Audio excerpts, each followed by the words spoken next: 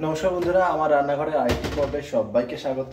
তো আজকে শেয়ার করবো, মানে আজকে বৃহস্পতিবার, আমি রাত্রে এখানে মটর ভিজিয়ে রাখছি। তো কালকে করবো হচ্ছে ঘুগনি, আর তার ছোট্ট রেসিপি আপনাদের সঙ্গে শেয়ার করবো। আসুন দেখিয়ে দিই মটরটা এখানে ভিজিয়ে রাখলাম আজকে, এবার সারা রাত ভেজানো থাকবে, কালকে রান্নাটা করবো। আমি সকাল সকাল চলে এলাম শুক্রবার, কালকে রাত্রে মানে বৃহস্পতিবার রাত্রে যে আমি মটর ভিজিয়েছিলাম, সেই মটরগুলো দেখুন কত সুন্দর করে ভিজে গেছে।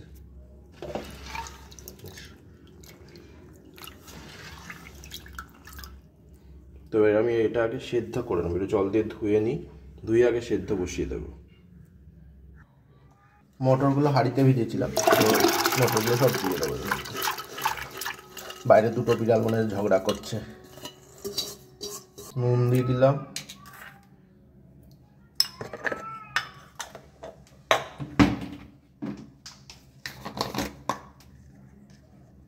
হলুদ দিলাম, বন্ধ করে এবার বসিয়ে দেবো। ওগুলো সেদ্ধ হয়ে গেছে, খুব ভালো করে সেদ্ধ হয়েছে আমি দেখলাম। তো এবার একটা ভাজা মশলা করে নেবো আগে।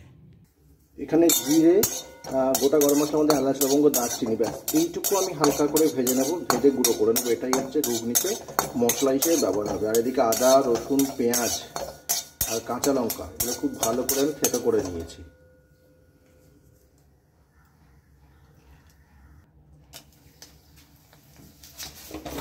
শুকনো লঙ্কা আর জিরেটা আমি ফোড়ন দিয়ে দিলাম।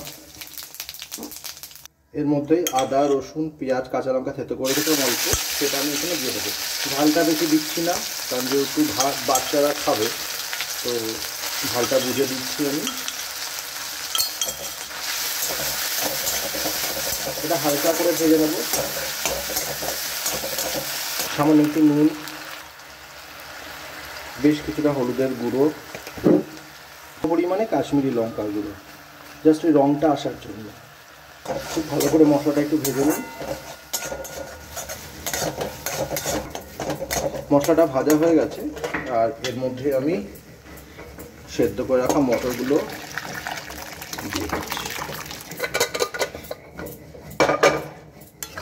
একটু টানবে, একটু জল জল রেখেছি, কারণ আরেকটু সেদ্ধ করে রাখা আলুগুলো ভেঙে ভেঙে নিয়েছিলাম হাত দিয়ে। 1.5 খানা আলু আছে, এটা আমি দিয়ে দিলাম।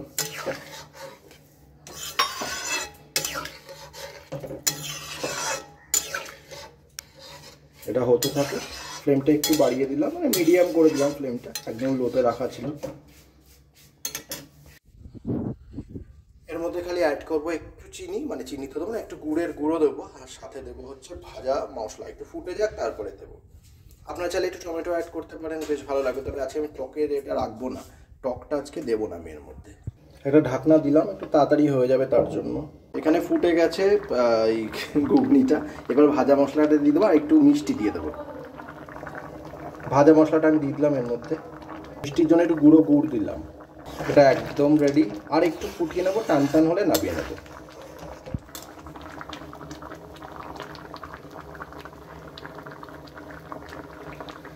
ঘুগনিটা খুব ভালো করে শুকনো শুকনো একটু করে নিয়েছি, এমনিও জলটা টানবে, তাও একটু শুকনো শুকনো নামালাম। এবার নামিয়ে নেব।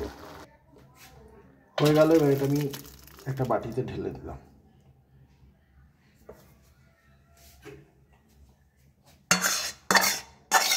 আজকে স্পেশাল ঘুগনিটা আছে আমার ভাগ্নির জন্য, ও ঘুগনি খেতে ভীষণ ভালোবাসে।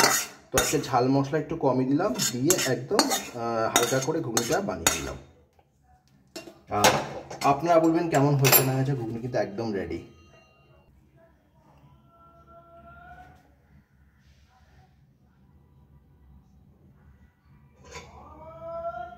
একদম গরম গরম ধোয়া উঠছে, এদিকে মাচালা এসছে, মাচালার কথা শোনা যাচ্ছে। তো বন্ধুরা, ভিডিওটা এখানে শেষ করছি, দেখা হচ্ছে নতুন পর্বে খুব তাড়াতাড়ি। ভালো থাকবেন সবাই।